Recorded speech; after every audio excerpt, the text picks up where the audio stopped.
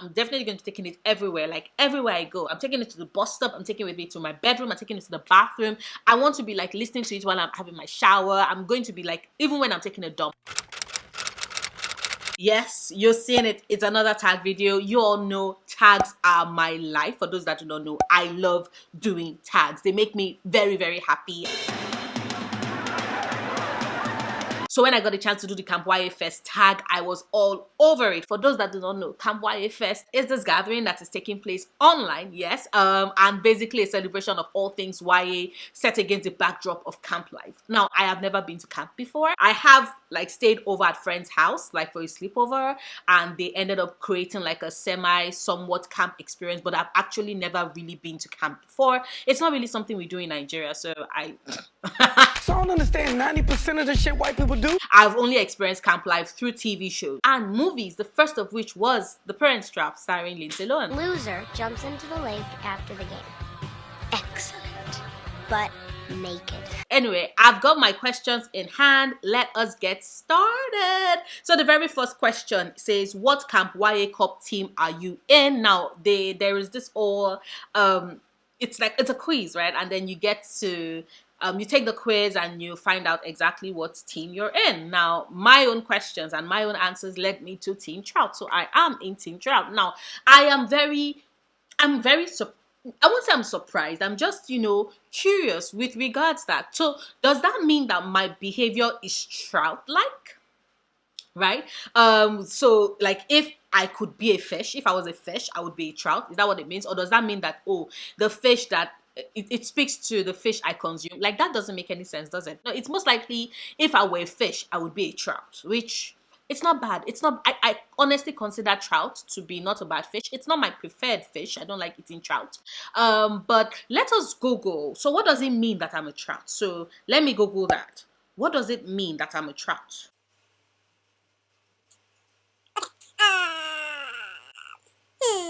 Basically, the definitions I'm getting is like what trout is, right? Which I'm like, okay. So what does it say about my personality that I'm a trout? Let's Google that. What does it say? Let's say about my personality that I'm a trout. There is nothing. It's talking about predicting personality in fish. Okay. There is nothing, although of course it does tell us what it means whether we're a dog person or a cat person. Like, we all know I'm a cat person, but this is not that video. So let me just go back to trout. They said it's chiefly freshwater fish, highly valued for food and games. So I'm going to just take on the highly valued part of that explanation of what a trout is, because it just simply, it speaks to me, like, right, I bring valuable content to your screens. For example, you just spend the last 45 seconds of your life that you're never going to get back watching me Google what it means for me to have a trout-like personality. This is the class A, like A-class content you all sign up for, like, and that is why you love me. So but I think I also am a valuable friend. I do bring value everywhere I go, in my work, in my booktube, with my friendship, everything. So yeah, we'll just take on the valuable part. So I'm a child because I'm Team Child because I'm valuable. Okay, so the second question says, what new release would you take away to camp? And I'm certain nobody's surprised about this, because I already spoke in-depthly about this, about my love for this book in like my July wrap-up, The City We Became by N.K. Jemisin. Like, I love that book so much. I adore it. My entire concept of life and what it means and the meaning it brings, and writing and reading, everything has just shifted and would never ever be the same again. So I'm just absolutely, I'm floored, I'm in awe, I'm just very, very happy about it. Bring me down. So I'm just, yeah, The City We Became. I love it so much. I'm definitely going to be taking it everywhere, like everywhere I go. I'm taking it to the bus stop, I'm taking it with me to my bedroom, I'm taking it to the bathroom. I want to be like listening to it while I'm having my shower. I'm going to be like, even when I'm taking a dump, like I'm taking that book everywhere with me, because I do not want to be separated from that book. I want that book to be grafted onto my skin. Do I sound very obsessed? Have you read The City We Became? Because if you have, you might understand why I'm obsessed. But then again, I'm obsessed. I love that book. Okay, so the third question says, what book reminds you of your favorite camp snack? Now, I've already established the fact that I have never been to camp before, so yeah. But from all the movies and all the TV shows, there is a snack that appeals to me, and that is marshmallows. I have eaten them, the one that you buy in the store. They are just so soft and melty and gooey, and I'm just like, yeah, this thing is delicious. It says sometimes slightly elastic, and I'm like, it's like sweetened plastic in a way. No, not plastic, like sweetened rubber, especially because you can manipulate it and bend it. I'm like, yo, this is like rubber sweets, addicted sugar-ish. Like, I love this shit. So I love marshmallows, but like, you know, in movies and shows, they roast them over the campfire and it's all black and burnt on the outside, and then when you cut into it, it's all soft and gooey, and I love that because, see, I absolutely add one of my favorite foods, fried plantain, and I love them. I like getting them very overly ripe, like very ripe, so I fry them until the outer part is utterly burnt. Like, it's burnt, it's slightly bitter, it's burnt, but when you cut into it, when you dive into the plantain, the yellowy, soft, gooey deliciousness that just sticks in between your teeth and in all the corners and crevices of your mouth, and your mouth is just watering. I mean, like, yeah. So good. So good and tasty.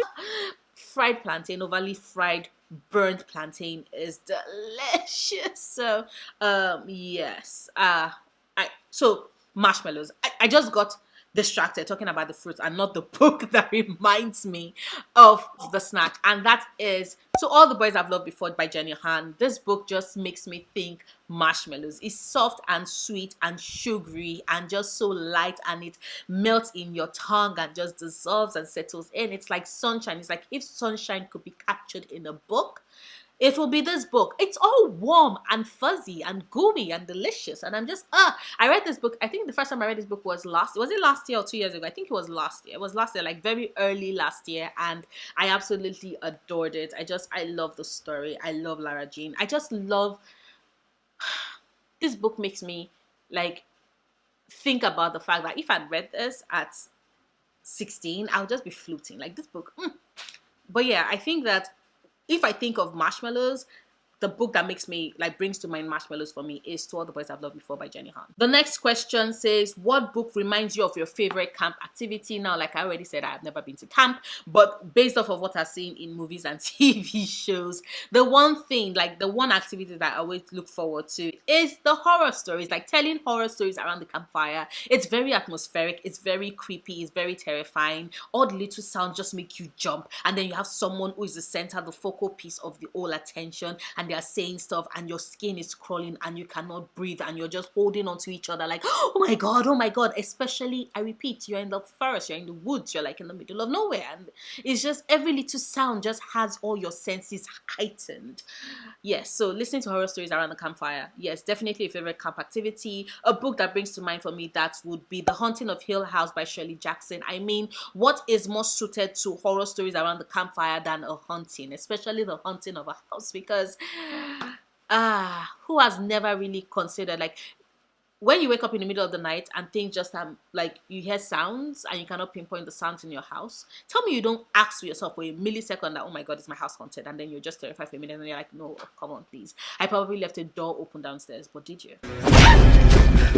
Get up, you little ugly bitch. Come on. So the next question says, what book moment would you like to recreate while at camp? And honestly, I think I would go with the rap battle in On the Come Up by Angie Thomas. Now, I know that rap battles, right, are not a fixture of camp life, but if it was an activity I could bring on board, it would totally be rap battles. Honestly, I think that camps not having rap battles just shows that most of the directors, especially when they are coming up with these things, none of them are black. Because all I'm thinking is that a rap battle on camp would be so freaking cool. You're all split into teams. Like, camp life is also about dissing people that are not on your team, especially when you're doing all those activities and you want to beat people's ass. And what other platform would give you an official avenue to diss people as much as you want to your art content than rap battles? That's the reason why we love them. That's the reason why I absolutely adore them. So yeah, I think I would go with the rap battle in On the Come Up by Angie Thomas.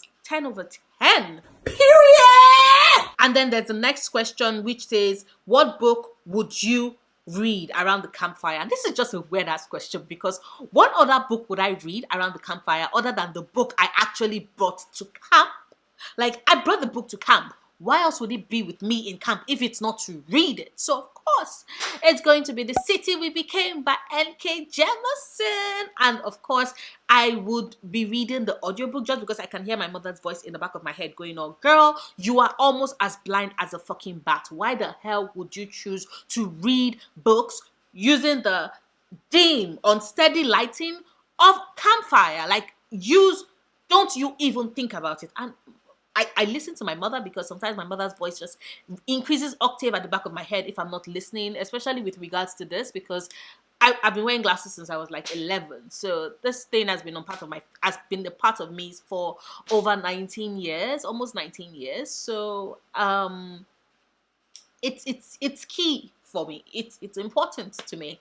My eyesight is not the best as is, so yeah, I'm going to be listening to it on audio, but also think about the added benefit of me listening to it on audio. In camp, the atmosphere will be amped up to like the nth degree. It will be so deliciously amazing because The City We Became audiobook is already breathtakingly good and so mind-blowingly good. And imagine just being able to listen to it with the headphones in and you just hear the sounds and the crackle and all that mixed in with like the voice of Robin Miles telling us the story and the production. Like, definitely The City We Became by N.K. Jemisin. Next question says, what book character would you want on your #Camp YA Cup team? And honestly, the answer to this, it took me a while. I was just like, oh my god, I need someone good. And then it finally dropped. I'm like, girl, the fuck, I am going to go with Miss Anna Donnelly from Gemini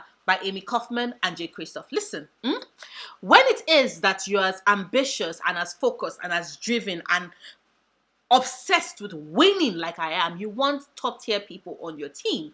And all I was just thinking is that camp activities, there's going to be ones that involve you, like, you know, using your smarts and using your brains. And there will also be ones that are physically driven. And Anna Donnelly has the brains and the bronze to kick everybody's motherfucking ass. So, of course, Anna Donnelly on my team would guarantee me victory. Because when we need smart, she's gonna be there. When we need someone who is very physical, like my girl, like, can kick your ass several ways to Sunday. So, of course, Anna Donnelly from Gemini. Like, I love Katie Grant. I absolutely adore Katie Grant. But here is the other reason why I am choosing Anna over Katie for this.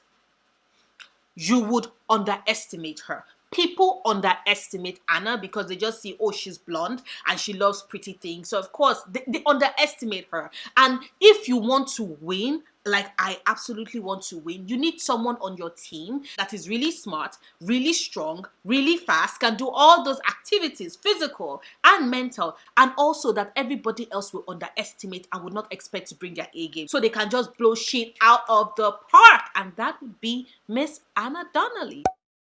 If you all have read the entire Illuminate Files series, you will know I'm right and you'll be like, damn, Nora, that's a smart choice. I know. Your girl is smart. Success! And finally, the penultimate question is, what book character would be your rival at camp? And this also took a while because I needed a character that I knew would also be like me, really obsessed with winning and would also be able to like bring together a strong team. And it's only somebody that I know has the chance and opportunity to beat me that I would consider a rival. And so the honor has to go to Miss Blair Waldorf. Yes, Blair Waldorf from Gossip Girl by Cicely Von Ziegler. I mean, is anybody actually in any way surprised Queen Bee would want to win? Sure, the question would be like, would Blair actually even go to camp in the first place? No, but if it is that it is tied to something like a reward, maybe it's punishment from her dad, maybe she's been caught pulling one too many tricks and her father is like, do you know what, you're going to go to camp for the summer. And she's like, hell to the no, no. And her father says, okay, if you go to camp and if you behave and if you participate in certain camp activity, take interest in camp, I would, I don't know, send you on An European tour. Go to all your choices, your best European countries, black card, platinum card, max your shopping out. So Blair is invested. That's like, let's say that is the reason why. So she's in camp because of that. And then she sees me and she's like, yo, that stupid ass bitch has put together a strong team. I'm going to take her down. Like, that is, think about it. Blair would be a formidable rival, but I would win because I would curate my motherfucking team. So that is it. The last question is a tag. So we're meant to tag 3 of our campmates to complete this tag. So of course, these are people that are Team Trout. So I am tagging Janae, Faye, and Larissa. I'm going to tag them on Twitter. So they can actually do this tag. But this was fun. This was so much fun. Here's what we're gonna do. Drop your answers to these questions, like to my tag. Imagine you were doing this tag. I'm going to leave the tag questions in the description bar so you can see them, but drop your answers to the tag questions in the comments. Like, I want to see it. But that is this video. If you liked it, please, as always, do not forget to give it a big thumbs up. Check out my other videos. If you like my content, if you like what you see, click on the subscribe button and click on, like, after you hit subscribe, click on that notification bell so you can have all notifications turned on, so you don't miss any of my videos. I do make new videos every Wednesdays and Sundays at 2 p.m. EST.